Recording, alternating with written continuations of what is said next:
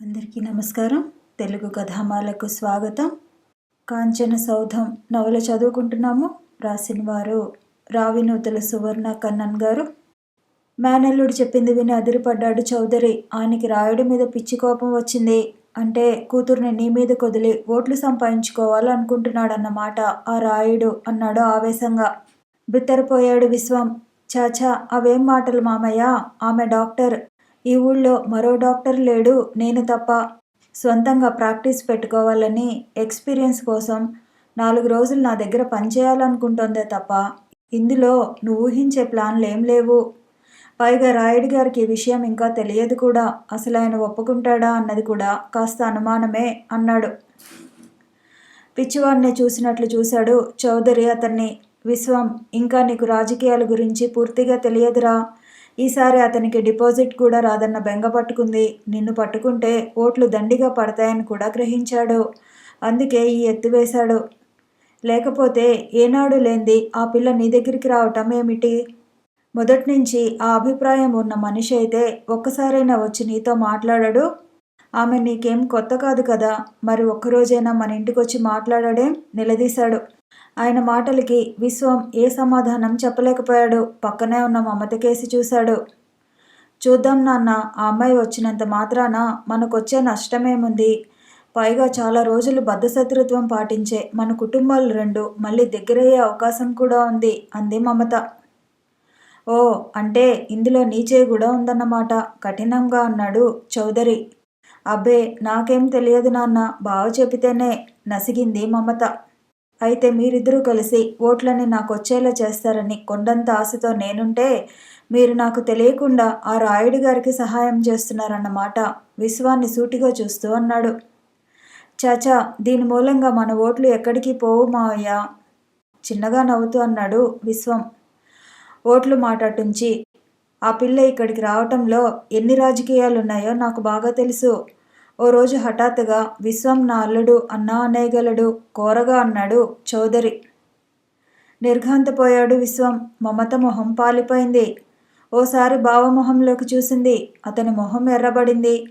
మావయ్య, ఆయన అల్లుడు అని ప్రకటించేస్తే నేను ఆయన అల్లుడినైపోతానని నీ ఉద్దేశమా అన్నాడు గంభీరంగా. చౌదరి మాట్లాడలేదు. పోనీలే నాన్న, 4 రోజులేగా. అయినా కల్పనకి మా గురించి బాగా తెలుసు. త్వరలో మా ఇద్దరికి పెళ్ళని కూడా తెలుసు అనునయంగా అంది మమత.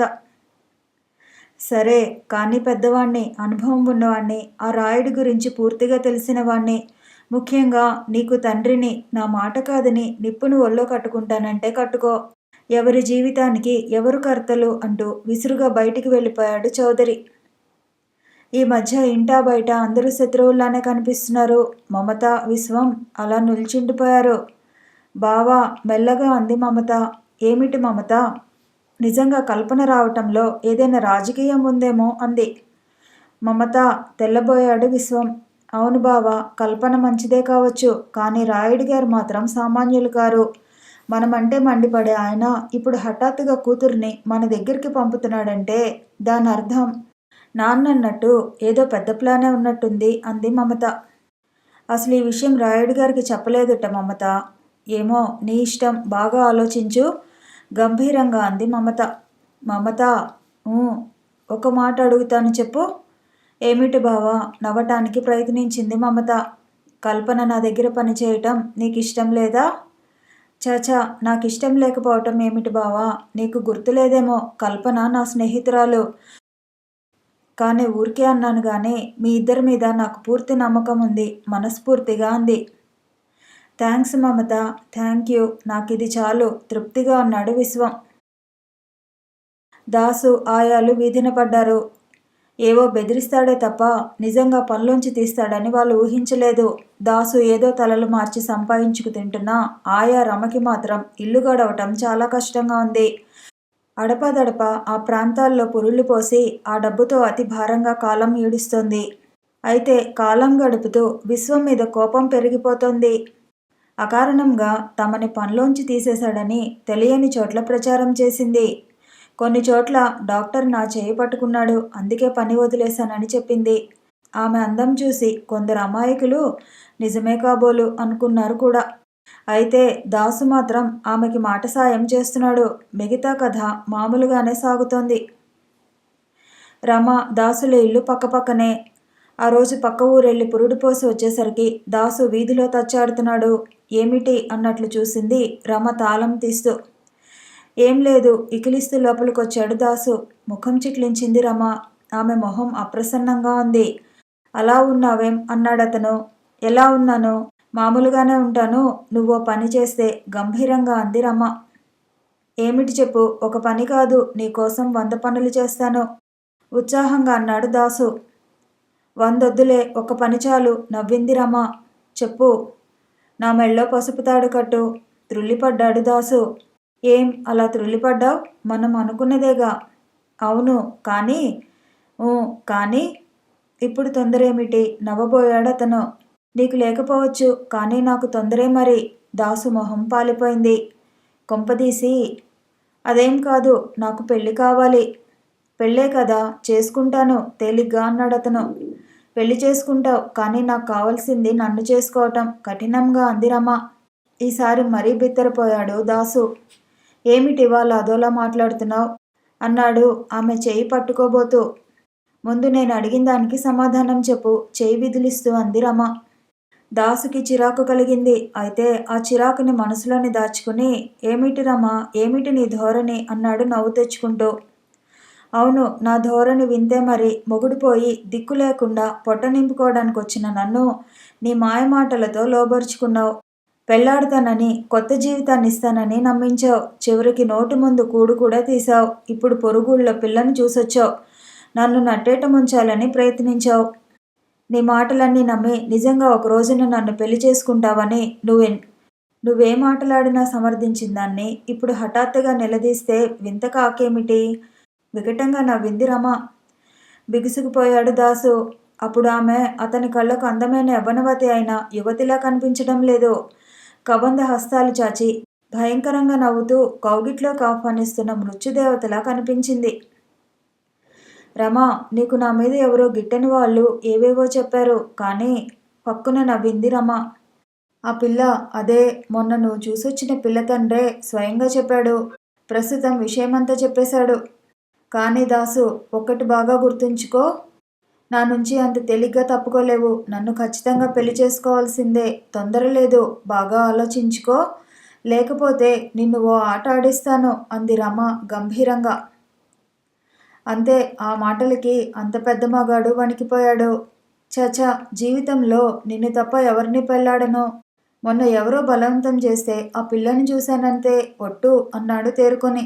సరే, నేనన్నది గుర్తుంచుకో. అదోలా నవ్వింది రమ. అనుకున్నట్టే కల్పన విశ్వం హాస్పిటల్లో చేరింది. రాయుడు గారు అగ్గి మీద గుగ్గిలంలా మండిపడ్డారు. తర్వాత కల్పనే ఎన్నో విధాలా నచ్చజెప్పి ఆయన్ని శాంతపరిచింది. ఆమె వచ్చిన దగ్గర నుంచి విశ్వానికి చాలా రిలీఫ్గా ఉంది. చేతిలోని పని చేతిలోనే అందుకున్నట్టు చేస్తోంది కల్పన. వాళ్ళిద్దరినీ చూసి ఒకరిద్దరు పొరుగురు వాళ్ళు, మీ ఇద్దరు పెళ్లాడి ఒకే చోటు ఉండిపోండమ్మా అన్నాడు కల్పనతో.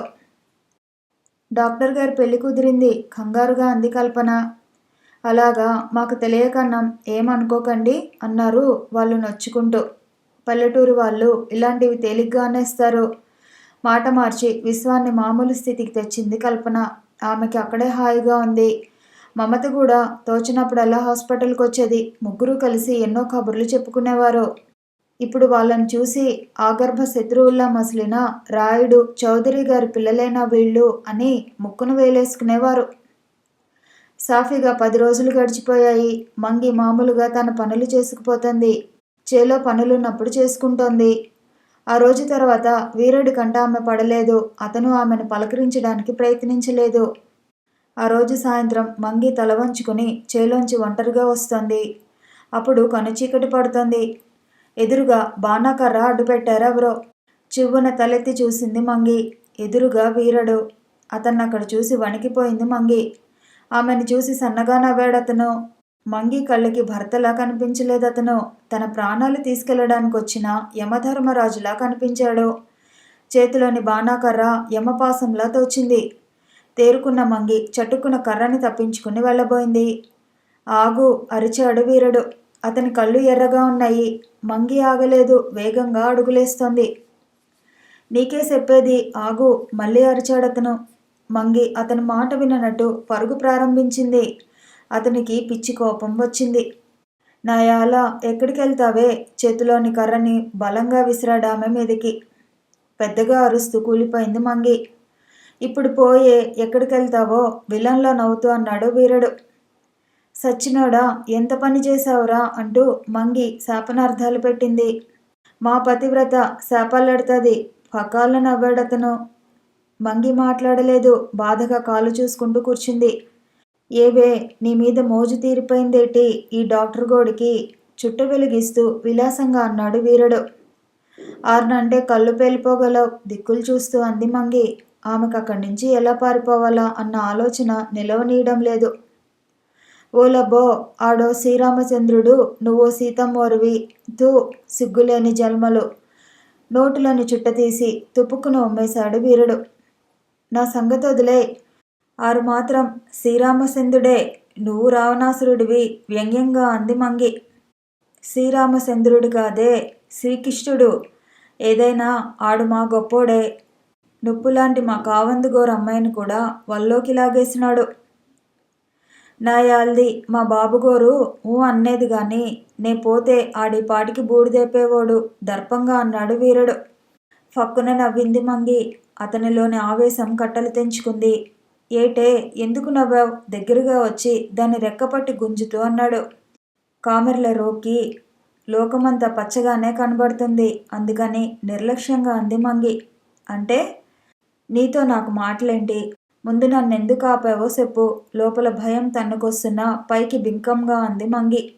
పూలదండ తేద్దారని హేళనగా అన్నాడు వీరుడు. పూలదండలు అయ్యి నాకెందుకులే. రేపు మీ కావందోరు గారు గెలుతారంటగా ఆరికెయ్యి ఆ పూలదండలేటో మెల్లగా లేస్తూ అంది. కాలింకా ఒకటే నొప్పిగా ఉంది. అలాగే కుంటుకుంటూ నడుస్తోంది. విలాసంగా చూస్తున్నాడు వీరుడు.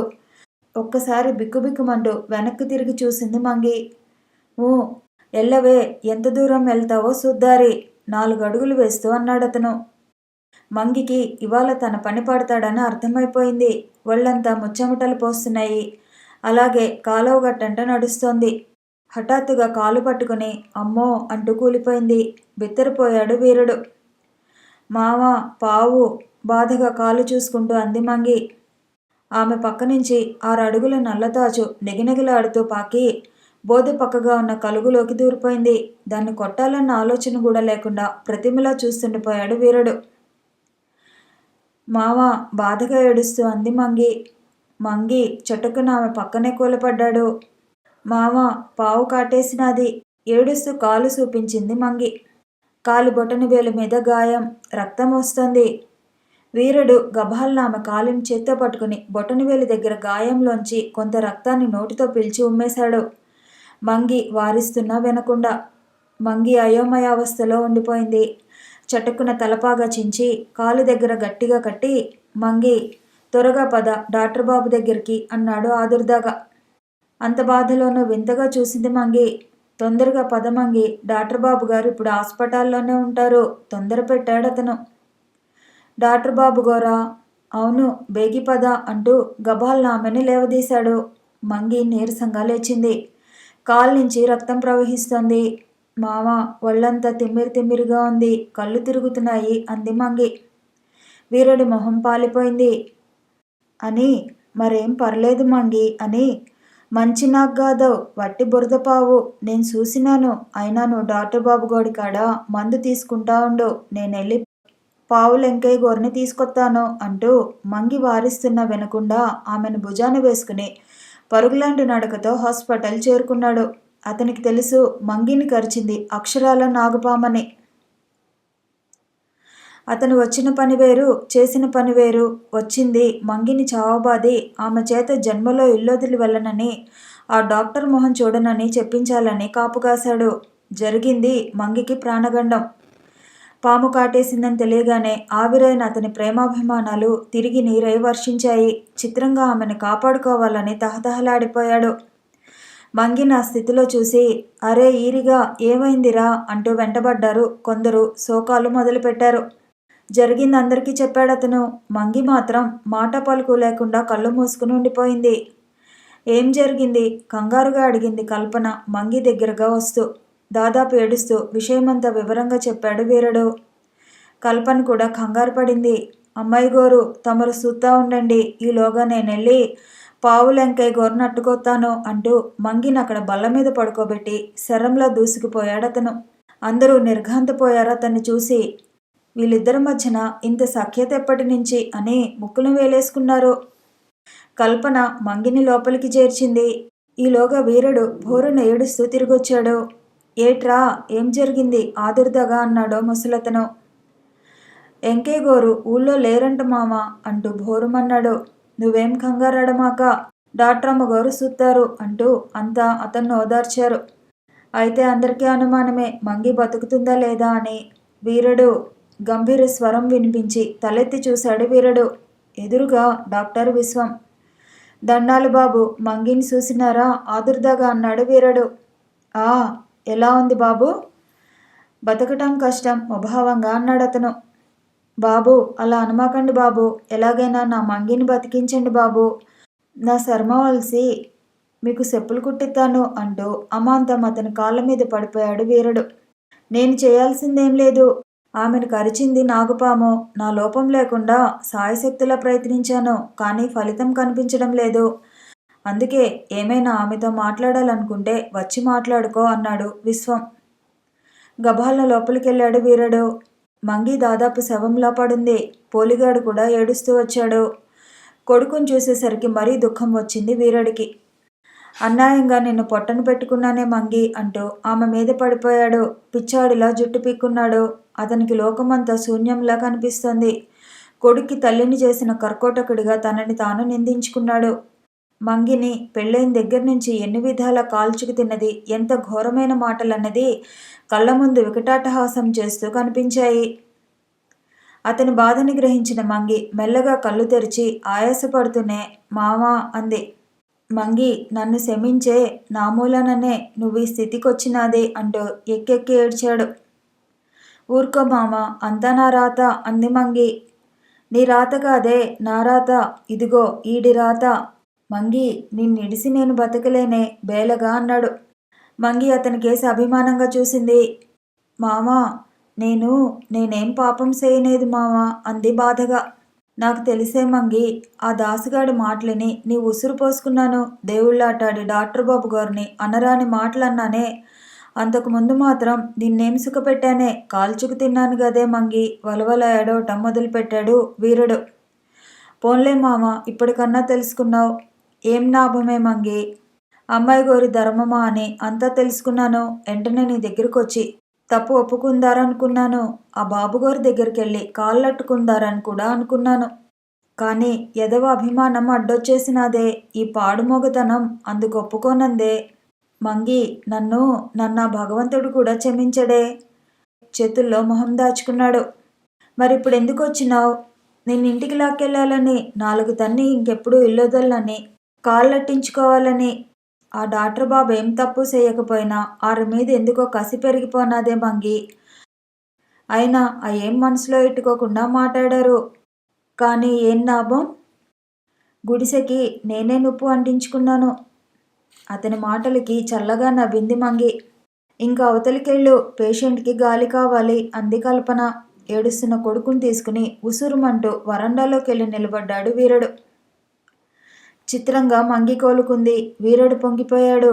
మంగి హాస్పిటల్లో ఉన్న 2 రోజులు కొడుకుని కనిపెట్టుకుని ఉన్నాడు. తాగుడు జోలికి పోనేలేదు.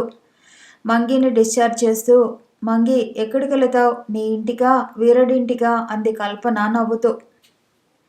మంగి ఓరగా భర్త కేసి చూసింది. అమ్మాయి గోరు, నా ఇంటికే కాదు, మా ఇంటికే పోతాం సిగ్గుగా అన్నాడు వీరుడు. కానీ మళ్ళీ మంగి మీద సచ్చినా సేసుకోను. నేను పూర్తిగా మారిపోయినాను అమ్మాయి గారు, అంతెందుకు మీరే చూస్తారుగా నమ్మకంగా అన్నాడు వీరుడు. ఏం మంగి, ఏమంటావు? మంగి కేసి చూసింది కల్పన. మావ తాగుడు మానేస్తే నసిగింది మంగి. నీ మీదొట్టే మంగి, జీవితంలో తాగుడు జోలికి పోనన్నాడు అతను. సరే పద అంది మంగి కొడుకు చేయి పట్టుకుని. ఇదిగో వీరా, జాగ్రత్త. మంగి చచ్చి బతికింది, దాన్ని బాధపెట్టకు వెనక నుంచి హెచ్చరించింది కల్పన. తమరు డాక్టర్ బాబు గారు కలిసి నా మంగిని కాపాడారు. మీ ఇద్దరి మీద ఒట్టేసి చెప్తున్నాను. మంగిని జాగ్రత్తగా చూసుకుంటాను. వత్తా బాబు గారు అంటూ మరోసారి ఇద్దరికీ నమస్కరించి వెళ్ళిపోయాడు వీరుడు. వాళ్ళు వెళ్ళగానే లోపలికెళ్ళి పడి నవ్వింది కల్పన. విశ్వం కూడా ముసిముసిగా నవ్వాడు. కాంపౌండర్, నర్సు వింతగా చూశారు వాళ్ళకేసి. అయితే విశ్వం గాని కల్పన గాని మంగి ముళ్ళకంచెలో పడి వెళ్తుంటే ఒక సీసా పెంకు బొటనవేలికి గుచ్చుకుని గాయమైందని, అదే సమయంలో ఓ తాచుపాము దైవికంగా అక్కడ కనిపించేసరికి భర్త నుంచి తప్పించుకోవడానికి మంగి అది కరిచినట్లు చిన్న నాటకం ఆడిందని, ఆ నాటకాన్ని నిజంగానే భావించి వీరుడు తమ దగ్గరికి తీసుకొచ్చాడని, లోపలికొచ్చాక మంగి విషయం తమకి చెప్తే వీరుణ్ణి మార్చడానికి తాము కూడా ఆ నాటకంలో పాల్గొన్నారని చెప్పలేదు. వాళ్ళకే కాదు, ఆ రహస్యం ఎవరికీ చెప్పలేదు. తమ నాటకం మూలాన ఒక కుటుంబం బాగైనందుకు ఎంతో ఆనందించారు కూడా. బావా పిడుగులా వచ్చింది మమత. ఏమిటమ్మడు షేవ్ చేసుకుంటూ అన్నాడు విశ్వం. నువ్వు కాదు, గాలివానొచ్చింది. అవునా మరి, ఉలక్కుండా అలాగే ఉండిపోయావెమ్మా బొంగమూతితో అంది మమత. ఉలక్కుండా ఉండటమేమిటి, చివురుటాకులా కంపించిపోతుంటేను భయంగా అన్నాడు విశ్వం. చా, నేను సీరియస్గా మాట్లాడుతున్నాను. చెప్పు, ఇంత పొద్దున్నే లేచావు, ఏమిటి విశేషం? బ్లేడ్ రేజర్ సర్దుతూ అన్నాడు. అంటే విశేషమేమిటో గుర్తే లేదన్నమాట, చిరుకోపంతో అంది మమత. క్షణం బుర్రగొక్కున్నాడు విశ్వం. మమత మొహం చిన్నబోయింది. సారీ, గుర్తుంటుందనుకోవటం నాదే పొరపాటు. గిరుక్కున వెనక్కి తిరిగింది. గబాల్న ఆమె చేయి పట్టుకున్నాడు విశ్వం. వదులుగా అల్లిన బారెడు జడ చివర్ల నుంచి బొట్లు బొట్లుగా నీళ్లు జారుతున్నాయి. తలలోంచి షాంపూ వాసనొస్తోంది. అప్పుడు గుర్తొచ్చింది అతనికి ఆ రోజు మమత పుట్టినరోజని. సారీ డియర్, నేనంటే మతిమరుపు వెధవనని నీకు తెలుసుగా. ఇప్పుడు చెప్తున్నాను చూడు. Many happy returns of the day. ఆమె చేతిని చిన్నగా నొక్కి ఆప్యాయంగా అన్నాడు. మమత థ్యాంక్స్ అంది కొట్టినట్టు. హ్యాపీ బర్త్డే టు యూ పాటలా పాడాడు విశ్వం ఆమెను నవ్వించాలన్నట్టు. అయినా మమత నవ్వలేదు. మమతకి పుట్టినరోజు అన్నింటికన్నా పెద్ద పండగ. అందుకే అది ఎవరు నిర్లక్ష్యం చేసినా సహించదు. అందున తనకి ప్రియాతి ప్రియమైన బావ ఆ సంగతి మర్చిపోతే కోపం రాకేం చేస్తుంది? కోపం పోలేదా? నా కోపం ఎందుకు? చేయి విదిలించుకుంది మమత. నిజమే, ఇప్పుడు పుట్టిన పాపయ్యకి కోపతాపాలేమిటి? దామ్మదా ఒక్క ముద్దివు పాప అంటూ గబాల్న ఆమె చెంపల్ని 2 చేతుల్లోనూ ఇముడ్చుకొని ముఖానికి ముఖం చేర్చబోయాడు. అనుకోని ఈ పరిణామానికి బెత్తరపోయింది మమత. చెంపల్లోకి వెచ్చని రక్తం ప్రసరించి ఆవిర్లు కమ్మాయి. చెంపలు కందిపోయాయి. చా వదులు అంది చటుకున దూరం జరిగి. అయితే అతని స్పర్శ ఎంతో హాయిగానో మరెంతో మధురంగానో తోచింది ఆమెకి. అతను రాసుకున్న ఆఫ్టర్ షేవ్ లోషన్ సున్నితమైన వాసన ఆమెను కితకితలు పెట్టింది. అయినా ఆమె హద్దులు గుర్తొచ్చి అతనికి దూరంగా జరిగి, చా ఏం పనిది అంది చిరుకోపంగా. ఏం తప్పేముంది? ఇప్పుడే పుట్టిన పాపేవి, ఏం చక్కా ముద్దొచ్చావు, అందుకే. చీచీ, సిగ్గు లేకపోతే సరే. అతని చూపులకి మరింత కందిపోయిన మొహాన్ని 2 చేతుల్లో దాచుకుంటూ అంది మమత. అల్లరిపిల్ల మమతలోని సిగ్గును ఆరాధనగా చూస్తుండిపోయాడు విశ్వం. ఏయ్, ఏమిటా చూపు? దబాయించింది మమత. సరే తల్లి, నీతో ఏది మాట్లాడినా తంటాయే. ఇవాళ తమ ప్రోగ్రాం ఏమిటి అన్నాడు విశ్వం. అది అలా అడుగు చెప్తాను. ఇవాళ సాయంత్రం తమరు హాస్పిటల్కి వెళ్ళక్కర్లేదు సీరియస్గా అంది మమత. అదేమిటి? అదంతే, సాయంత్రం మనిద్దరం మన జీప్లోనే లేక తమ స్కూటర్ మీదో పట్నం వెళ్ళి పిక్చర్ చూసి సరదాగా షాపింగ్కి వెళ్ళి కొన్ని బట్టలు కొని. స్టాప్, సినిమా అయ్యేసరికి షాప్స్ మూసేస్తారు అందుకున్నాడు విశ్వం. అయితే ముందే కొందాం, అందుకే నువ్వు వెళ్ళొద్దు ఆర్డర్ వేసింది మమత. అలా కాదు మమత, ఓసారి వెళ్ళి వచ్చేస్తాను, నువ్వు రెడీగా ఉండు. Nothing doing. మా తల్లివి కదూ బతిమలాడాడు విశ్వం. ఓకే, కానీ పెంద్రాలే రావాలి. తప్పకుండా. సరే అంటూ వెళ్ళిపోయింది మమత. విశ్వం వెళ్ళేసరికే వచ్చి ఉంది కల్పన. గులాబీ రంగు గద్వాల్ చీర మీద అదే రంగు జాకెట్ వేసింది. చిన్న ముడివేసి ఓ గులాబీ తురిమింది. పచ్చని మెడలోని గొలుసు రంగులో కలిసిపోయినా పైట మీదున్న అరచేయంత లాకెట్ మెలమెలా మెరుస్తోంది. చెవులకి చిన్న చిన్న రింగులు అంటిపెట్టుకున్నట్టున్నాయి. చేతికి ఒకే ఒక బంగారు గాజు, మరో చేతికి వాచ్ ఉండి హుందాగా ఉంది. ఈరోజు ఆమె అలంకరణలో ఏదో ప్రత్యేకత కనిపించింది విశ్వానికి. కల్పన అందంగా ఉంటుంది అనుకున్నాడు మామూలుగా. గుడ్ మార్నింగ్ డాక్టర్, చిన్నగా నవ్వుతూ విష్ చేసిందామె. వెరీ గుడ్ మార్నింగ్, తను నవ్వుతూ అన్నాడు విశ్వం. ఇవాళ మీరు తొందరగా వచ్చారు అన్నాడు. అవును, నవ్వింది కల్పన. కల్పన నవ్వులో హాయి ఉంది అనుకున్నాడు విశ్వం. ఆ తర్వాత ఇద్దరూ రొటీన్లో పడిపోయారు.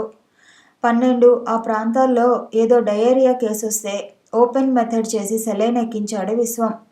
మళ్ళీ ఇంటికి వెళ్ళకపోతే మమత బాధపడుతుందని ఇంటికెళ్ళి భోంచేసి వచ్చాడు. వచ్చేటప్పుడు మళ్ళీ హెచ్చరించింది మమత పెందరాడే వచ్చేయమని. అలాగే, రాకపోతే ఊరుకుంటావా అంటూ వెళ్ళిపోయాడు. ఆ రావటం 2-3 గంటలు బిజీగా ఉండిపోయాడు. పనంతా అయ్యాక కల్పన, విశ్వం ఫ్లాస్క్లోంచి కాఫీ తాగుతూ కబుర్లలో పడ్డారు. కల్పన ఎప్పుడూ లేనంత ఉత్సాహంగా మాట్లాడుతోంది ఆ రోజు. ఆమె మాటల్లో పడిన విశ్వం తాత్కాలికంగా మమతకిచ్చిన మాట మర్చిపోయాడు. సాయంత్రం 4 దాటింది. మమత చక్కగా ముస్తాబై బావ కోసం ఎదురు చూస్తూ కూర్చుంది. క్షణాలు గడుస్తున్న కొద్దీ ఆమెలోని ఆరాటం ఎక్కువైంది. కాలు కాలిన పిల్లిలా ఇంట్లోకి వీధిలోకి తిరుగుతోంది. అతను రాలేదు. ఏమై ఉంటుంది? బావ ఎందుకు రాలేదు? ఎమర్జెన్సీ కేసు ఏమైనా వచ్చిందా? లేకపోతే ఏ మెడికల్ రిప్రజెంటేటివ్ వచ్చాడా? అదీకాక ఎవరైనా ఫ్రెండ్స్ వచ్చారా? ఫ్రెండ్స్ వస్తే ఇంటికి తీసుకొస్తాడే? ఇలా పరిపరి విధాల ఆలోచనలు ముసురుతున్నాయి ఆమెని. మరో గంట గడిచింది. విశ్వం రాలేదు. మమతలో చిరాకు ప్రారంభమైంది. మరో అరగంట కూడా రాలేదు అతను. సినిమా టైం కూడా అయిపోయింది. ఆమెలోని చిరాకు రెట్టింపైంది. ఏదో తగినంత కారణం లేకపోతే బావ రాకుండా ఉండడు అని మనసు చెప్తున్నా సినిమా ప్రోగ్రాం క్యాన్సిల్ అయిందే అన్న చిరాకు ఆమెను నిలవనివ్వలేదు. ఇంక ఇలా కాదని తండ్రితో చెప్పి హాస్పిటల్కి బయలుదేరింది. అయితే ఆమె అనుకున్నట్టు అక్కడ ఏ హడావిడి లేదు. పేషెంట్స్ కూడా ఉన్నట్టు లేరు. మంగి మాత్రం వీధి దగ్గర ఊడుస్తూ కనిపించింది. దండాలమ్మ అంది మంగి మమతను చూసి. డాక్టర్ బాబు గారు ఉన్నారా అంది మమత. ఉన్నారమ్మా. ఎవరితోనైనా మాట్లాడుతున్నారా? ఎవరూ లేరు, మన డాక్టర్ అమ్మగారితోనే ఏదో మాట్లాడుతున్నారు. వస్తానమ్మా అంటూ బిందె తీసుకుని చెరువుకు నడిచింది మంగి. మమత కళ్ళు ముడుచుకున్నాయి. గేటు తీస్తున్న మమతకి లోపల నుంచి విశ్వం కల్పనలు నవ్వే నవ్వు అలలు అలలుగా వినిపించి అగ్నిలో ఆజ్యం పోసినట్టయింది. అలాగే ఆగిపోయింది. ఏవో నవ్వులు, ఏవో మాటలు. వినకూడదనుకుంటూనే మెల్లగా వరండాలోకొచ్చి నిల్చుంది. వారి మాటలు స్పష్టంగా వినిపిస్తున్నాయి. కానీ డాక్టర్, అదంతా ఓ తమాషాగా జరిగిపోయింది. మీ దయ వల్ల వీరుడు పూర్తిగా మారిపోయాడు. అది కల్పన మాట. నా ఒక్కడి దయ కాదు, సగం మీ దయ కూడాను నవ్వాడు విశ్వం. అబ్బే, ఇందులో నేను చేసిందేం లేదు. నాకన్నా వీరుడి దగ్గర మీరే బాగా నటించారు. అయితే ఆ దేవుడి దయ వీరుడిలో మార్పు రావాలని నిర్ణయించి ఉంటాడు. వచ్చేసింది అన్నాడు విశ్వం. అసలు వీరుడు మారటానికి కారణం మన ఎవరి దయ కాదు, గంభీరంగా అంది కల్పన. మరి? మంగిని కరవకుండానే వీరుడి కంటపడిన పాముది. మంగి మనం కలిసికట్టుగా ఆడిన నాటకాన్ని అమాయకంగా నమ్మిన ఆ వీరుడి దయ. ఇవన్నీ కలిసి మంగి జీవితాన్ని బాగుచేశాయి. పెద్దగా నవ్వుతూ అంది కల్పన. నిజమే, కానీ చిన్న అనుమానం, భయం నటిస్తూ అన్నాడు విశ్వం. ఏమిటి? ఈసారి ఇంకెవరైనా నిజంగా పాము కరిచి వస్తే అది ఇలాంటి కేసేనని. ఓ అదా, ఏ పని చేసినా ఇద్దరం కలిసి చేస్తాంగా ఓరగా అతని కేసి చూస్తూ అంది. భలే ఫన్నీగా మాట్లాడతారు కల్పన. తెగ సిగ్గుపడిపోయాడు విశ్వం. మీకన్నానా? అదోలా అందామె. విశ్వం ఆమె ధోరణికి కాస్త తికమక పడ్డాడు. అయినా ఎందుకో ఈరోజు ఆమె మాటలు అతనికి ఎంతో హాయిగా ఉన్నాయి. పొగిడితే ఎవరికి మాత్రం బాగుండదు అని మనసులోనే నవ్వుకున్నాడు. ఏమిటి నవ్వుతున్నారు? మీ మాటలకే మళ్ళీ నవ్వాడతను. ఆ తర్వాత వాళ్ళిద్దరి మాటలు స్పష్టంగా వినిపించలేదు. నవ్వులు మాత్రం వినిపించాయి మమతకి. ఆమెలో ఆడమనసు మేలుకుంది. అసూయ బుస్సుమంటూ లేచింది. ఆగ్రహం అంచులు దాటింది. వారి నవ్వులు ఆమె చెవుల్లో సూదుల్లా కుచ్చుకున్నాయి. ఇదా ఇక్కడ కూర్చుని బావ చేస్తున్నది? తనతో వస్తానని రాకపోవటం ఈవిడితో కబుర్లు చెప్పుకోవడానికా?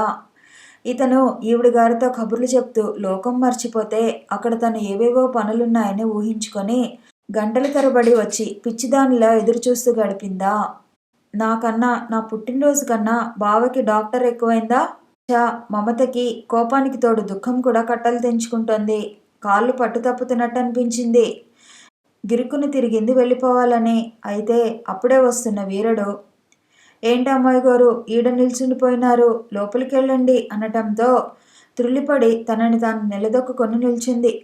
వీరుడు మాటలు వినిపించడంతో లోపలి వారి మాటలు క్షణం ఆగాయి. విశ్వం బయటకొచ్చి చూశాడు. ఎదురుగా పాలిపోయిన మొహంతో మమత. అరే మమత, ఏమిటక్కడ నిల్చుండిపోయావు ఆశ్చర్యంగా అన్నాడు విశ్వం. లోపలికి రాలేక, అసలేమిటిలా వచ్చావు? ఏం రాకూడదా కఠినంగా అంది మమత. చాచా అలా అని కాదు. ఇంతలో కల్పన కూడా వచ్చి, ఓ మమత మీరా లోపలికి రండి అంది. అయితే ఆ సమయంలో మమత అక్కడ కనిపించడంతో ఎందుకో కల్పన మొహం తెల్లగా పాలిపోయింది. అది గ్రహించిన మమత, సారీ మీ ఆహ్వానం కోసం ఆగలేదు, లోపలికి రాకూడని సమయంలో వచ్చానేమో అని క్షణం ఆగాను తీక్షణంగా అంది. కల్పన మొహం మరింత పాలిపోయింది.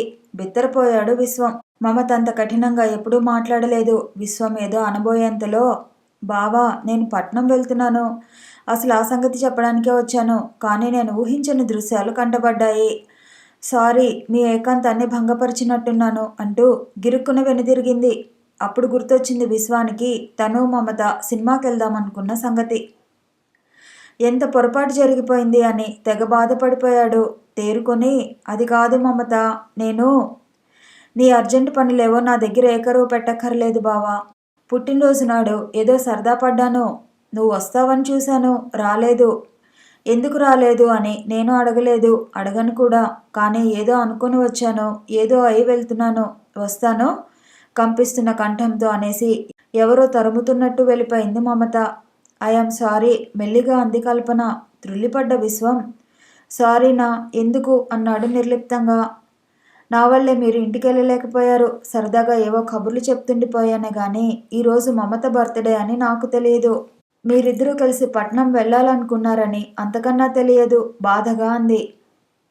నోనో ఇందులో మీ తప్పేం లేదు కల్పన, ఎన్నడూ లేంది నేనే ఫూల్లా ఈ సంగతి మర్చిపోయాను. అసలు ఈ సంగతి ఎలా మర్చిపోయానో నాకే అర్థం కావటం లేదు బాధగా నుదురు రుద్దుకుంటూ అన్నాడు విశ్వం. వెంటనే వెళ్ళి సారీ చెప్పేయండి. లాభం లేదు కల్పన, మమత సంగతి మీకు పూర్తిగా తెలియదు. తనని నేను నెగ్లెక్ట్ చేశానని అనుమానం వస్తే నన్ను జీవితంలో క్షమించదు. అది తన బర్త్డే విషయంలో భారంగా అన్నాడు.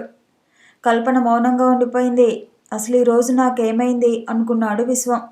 వెళ్దామా 2 నిమిషాల తర్వాత మెల్లగా అన్నాడు. కల్పన లేచింది. కథ కొనసాగుతుంది.